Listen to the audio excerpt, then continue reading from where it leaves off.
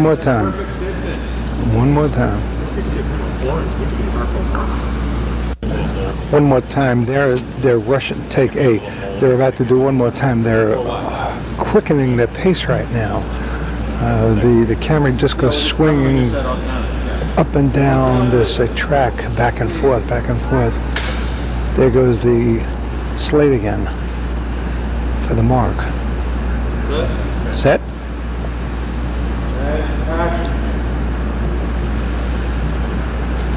One extra is right over to our left. Manhattan Code. Here comes. Go there.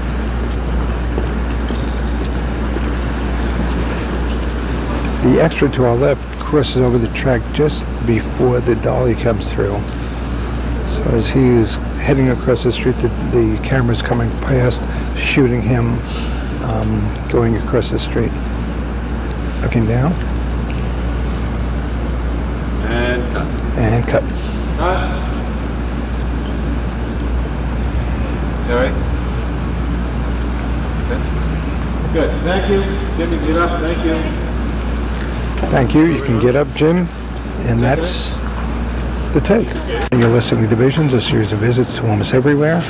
And we are in Baltimore, but for Unsolved Mysteries purposes, we're in Manhattan right now, 7th Avenue. We're at the Belvedere Condominiums, formerly the Belvedere Hotel. We're shooting a segment of Unsolved Mysteries. The working title, the internal working title is CIA Cover-Up. I do not see Eric Olson, the son of Frank Olson, the subject of this segment. I guess he's gone home. Right now the street is empty. It appears to be bathed in a blue light, but that's only up against the wall here on the other side, across the street from the Belvedere. The extras have gone inside. Everybody's off the street. What is going to be happening now is they're going to be shooting on our side of the street, in front of the Monumental Life building. This street will simulate the street in New York City where he was wandering around aimlessly, seemingly under the influence. So this is a New York City street. There's a trash basket here and an old-fashioned trash bin. It says push on it. It's a trash can. It says please deposit trash in cans. Very old-time trash can with the swinging door on the top. So they're setting up for this shot now. He is getting cleaned up, getting rid of the blood, getting dressed, and eventually and very soon he will be wandering aimlessly on the streets of New York. So that's the shot we're setting for. The scene that's going to be shot right now is again Dr. Olson walking aimlessly through the streets of Manhattan. He comes upon this trash basket with a banana peel, a bottle sticking out of the can. There are two trash cans here. Again, we're right behind the camera. It's still on the dolly. He is going to be walking from our left to the right. He is now in suit and hat with a container of coffee. I guess he won't be using the container of coffee. It's a very 94 container. He will walk aimlessly as if drugged. He is staggering. He's walking along the building. A couple of passers-by. He's coming past. He is carrying that container with him. Listlessly walking aimlessly, the camera just ahead of him and moving to our right on the dolly. He reaches into his right rear pocket, takes out his wallet, opens it up with one hand, looks for papers, ID. There go two passers-by, taking out some papers. Right now, not throwing papers in, but seeming to throw papers into the trash, putting the wallet back in his right rear pocket, and taking instruction now from Bob Wise, the director. Another quick insight here, a little sidebar as it were. One of the passers-by on the street of Manhattan was the bellhop. in the scene in front of the Statler Hotel. So double duty over here, but as I understand, not double pay. Okay, here we go again, another rehearsal spot. He does not have the container with him now, and I didn't think he was going to have the container with him because it is a very 90s container. He's staggering even more pronounced now. His staggering is even more pronounced. Speaking to himself, talking to himself, kind of nodding to the passerby, the bellhop from the last scene. And he's talking to himself. Again, back into his right rear pocket, takes the wallet out, opens it up. And this time, again, simulating throwing papers out. They're using a spotlight. We're looking off to our left. There's a spotlight with a yellow gelatin sheet over it. Clear. You look through it, and it casts a yellow light up against the wall of the Monumental Life building, and it kind of breaks up the light and gives it a little texture. So that's everything is lights, and in this case, again, there's a piece in front of the spotlight that has the yellow gel over it, and there are cutouts, so it's like sort of like a stencil, different shapes cut out, different stencils, and again it breaks up the light, and there's a shadow of Dr. Olson up against the wall, very eerie. Now he's tearing up papers and throwing them out, so he in fact is tearing there's play money. He's torn up this money. He's disgusted, frustrated, and he continues to walk very much in a stupor. So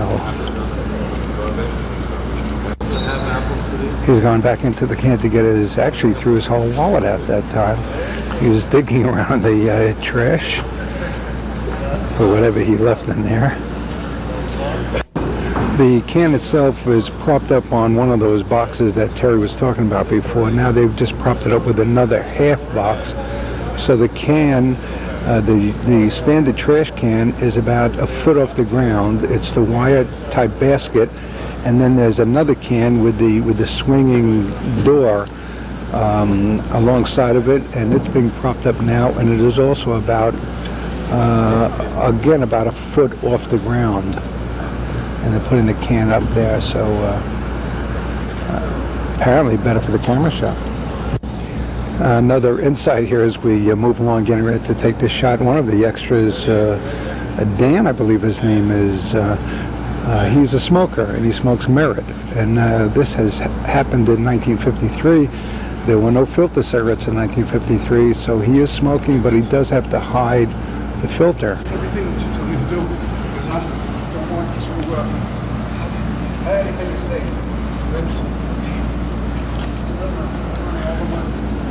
The voice you're hearing is Dr. Frank Olson, Jim Scadlin. He's becoming more paranoid and more disoriented as he gets more into the scene. It is about 4:15 right now in the morning. It is a Monday morning. The streets are clear. There are no more onlookers. Everybody has disappeared. We are by ourselves, just you and I and the rest of this production. We have been abandoned by bystanders and onlookers and people taking photographs. An occasional car comes past, but it's very quiet right now in the streets of Baltimore. One point, if you're hearing something that sounds like Slate at 2 or Slate at 8, what we're listening to, it's a board, it's sort of like a clapboard. When they get ready to shoot a scene, they take 8 and they put this board up, and it's got a clapper, and they clap it down, and that's the sound you hear. When they say Slate at 8, that means, let's say there's a digital readout, GED, not GED, but, well, a digital readout, and it's flashing right along by the second. So all the actors, all the principals know when that number hits 8, it's a red printout. When that number hits an 8 or a 10 or a 12, whatever the case is, that's when the activity begins, and shortly thereafter action is called. So it's a timing device. And of course, each take they just change the take number, and there are people charting all this. So it's a timing device. So when they look back, they know exactly at what point, at what time each take happened. So they look right at it. You just heard that clapboard again. By the way, this is there's plenty of play money to go around. He's been tearing up play money, and he tears it up and throws it into the can, and then they just hand him more play money for the next take. And there's a lady sitting over here. She's getting the play money ready. She's folding it and crumpling it up and wrinkling it so it's easy to get to. Okay, he's ready again. You heard that click just now, that clap.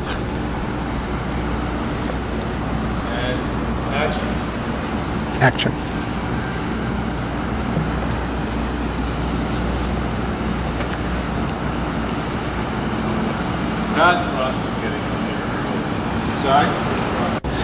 There was a stoppage, and I think I know what the stoppage was. There's a gentleman, the sound man. There are like numerous technicians here. There's a sound man, and he has a boom. It's about probably about a 8-foot pole, and at the end of it is this boom mic with a pop screen over it, sort of a windscreen, and he reaches over with this thing in the direction of the character coming down the street, and the lights caused a shadow. The boom, there was a shadow, so we're going to start again. I think that's what it is. There are some shadows happening here. You heard that click again, that clap.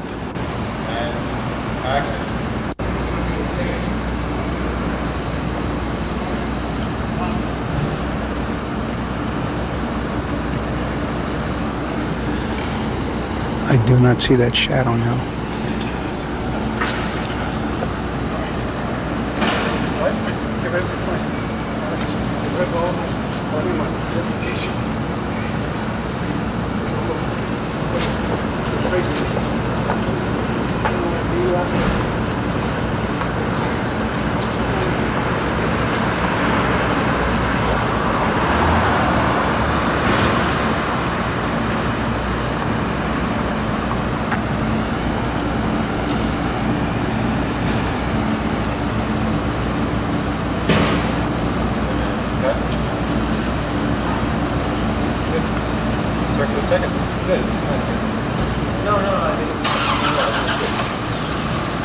Okay, that's a wrap, I guess. Bob, you finished now? Oh, we finished now, because I feel like a member of the team now. Welcome to the team. Thank you. Yeah, we're all done. That's what they call a wrap. Okay, so it's over. You're going to strike the set now. It's time to strike the equipment and put everything back the way it was for 1994, put it all in the truck, and off we go. How'd it go? It went really well. It was a tough shoot. We had a lot of material to cover. It's a very complicated shoot. But we did real well. I think the actors were great, and I think the interviews were really good, and I'm sure we're going to come out with a good piece. Okay, so what happens from here now? All the film is put into cans and taped, and what's the next step?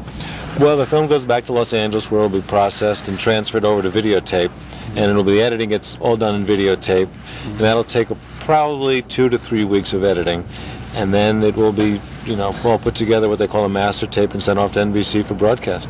What was interesting is after every take you said, "That's good, I liked it, that's good, let's do it again."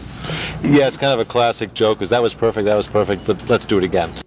Well, we do a number of takes on almost everything, because you can always get better at it. There's always subtle improvements you can make, and time allotting, you'll do as many as you can. At some point you say, all right, after 5 or 6 takes, you've gotten what you'll get, and time to move on.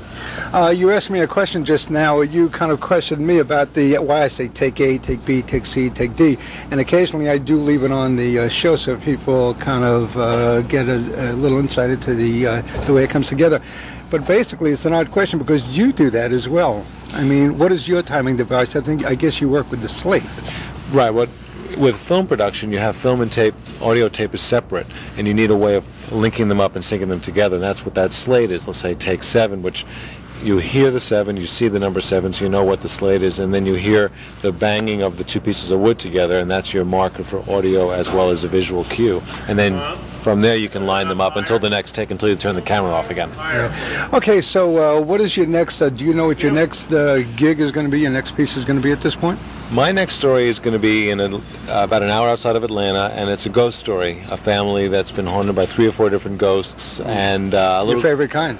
I like them. It's my first one as a director. I've done a few otherwise, and it's interesting. It's a little 8-year-old girl besides, so it's that much more intriguing.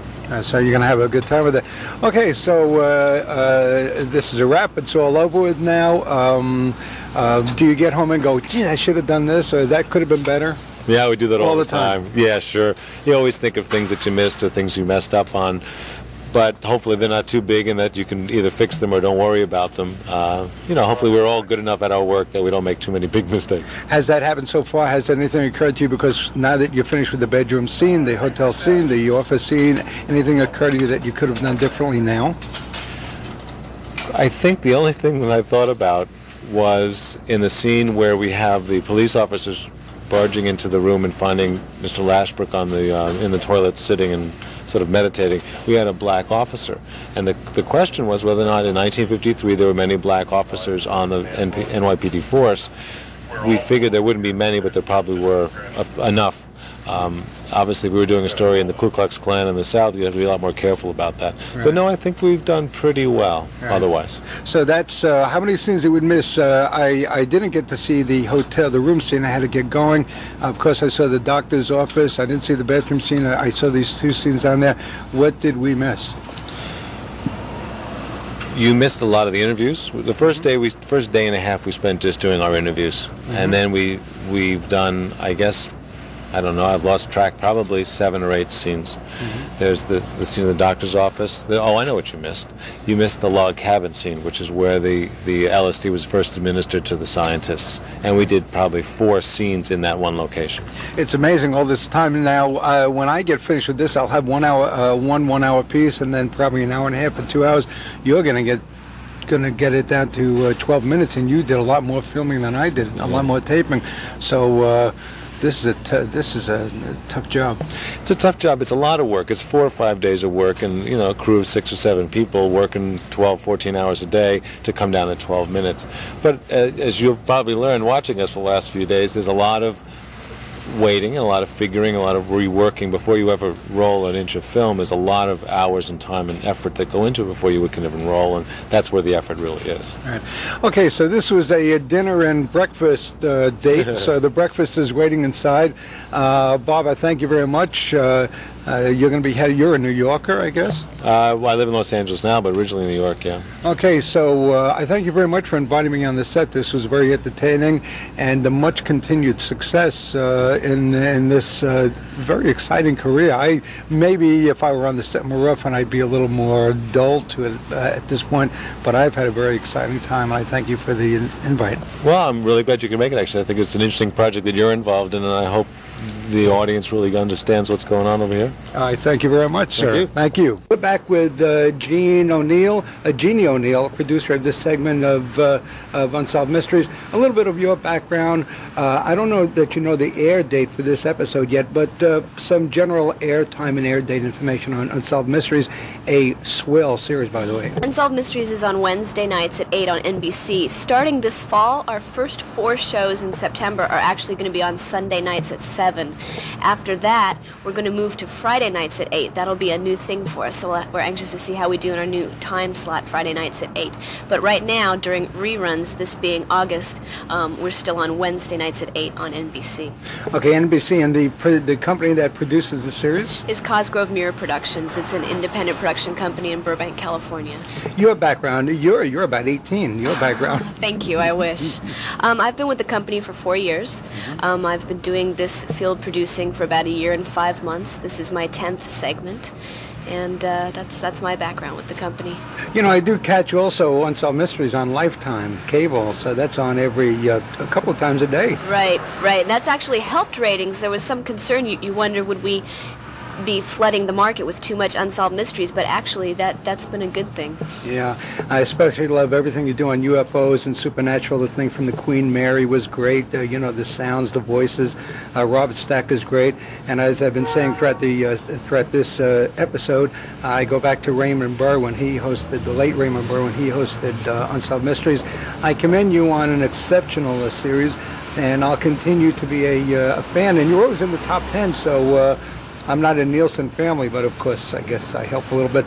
Maybe some of your listeners are. That would be nice. Yeah, it's a really great series. Anybody who hasn't caught it, check this out. It's a really, really exceptional series. I thank you very much, and you've been great, and I appreciate your, and the food is terrific, and the cookies seem home-baked. The crafts are really great here. I thank you. We try. Thank you. You've been listening to Visions, a series of visits to almost everywhere. I'm your host and fellow traveler, Herb Malsman. It's a Monday morning, August 8th. Before I close, I want to do a couple of thank yous. I want to thank Tim Rogan of Cosgrove Muir Productions, who produced this very fine series, Unsolved Mysteries. I want to thank Tim for allowing me to come on the set and being privy to this event here in Baltimore. Thank you for listening. For Visions, a series of visits to almost everywhere, I'm your host and fellow traveler, Herb Malsman.